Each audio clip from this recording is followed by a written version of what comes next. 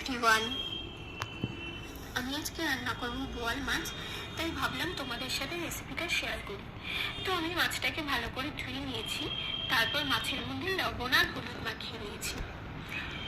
এদিকে প্লেটে আমি নিয়ে নিয়েছি একটা পেঁয়াজ কুচি, আদা কুচি আর এক কোয়া রসুন আর কাঁচা লঙ্কা।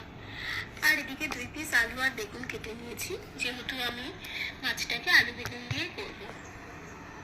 তারপর আমি মশলাটাকে মিক্সিতে পেস্ট করে নিলাম। ওদিকে কড়াইয়ে তেল বসিয়ে দিয়েছি, তেলটা গরম হয়ে গেছে। এখন আমি তেলের মধ্যে মাছগুলোকে ছেড়ে দেব। মাছটা আমার ভাজা হয়ে এসেছে, মাছটাকে এখন আমি তুলে নেব।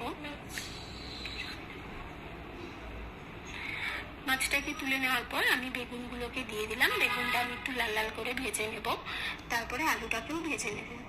তো তারপরে আমি কালো জিরে সোমবার দিলাম, দেওয়ার পর কেটে রাখা পেঁয়াজটাকে ভেজে নেব। এর মধ্যে আলু আর মশলাটা দিয়ে দেব। তো মশলাটা আমি 5 মিনিট একটু ঢাকনা দিয়ে কষিয়ে নেব। মশলাটা আমার কষানো হয়ে গেছে, দেখো তেলও ছেড়ে দিয়েছে। এর মধ্যে আমি বেগুনটাকে দিয়ে দেব। বেগুনটা দিয়ে 5 মিনিট আমি একটু নাড়াচাড়া করে নেব।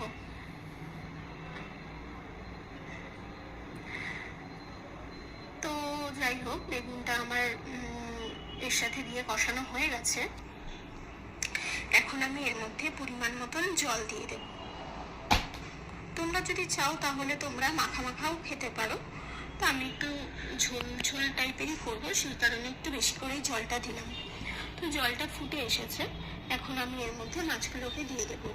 মাছটাকে দিয়ে 5 মিনিট মতন আর একটু ফুটিয়ে নেব। তারপরে এর মধ্যে আমি একটু ধনেপাতা কুচিয়ে রেখেছি, সেটাকে দিয়ে দেব। ধনেপাতাটা দিলে আসলে একটা আলাদাই ফ্লেভার আসে, সেই কারণে ধনেপাতাটা আমি দিয়ে দেবো। তো ধনেপাতাটা দেওয়ার পর আমি 5 মিনিট মতন এটাকে আরেকটুখানি ফুটিয়ে নেব।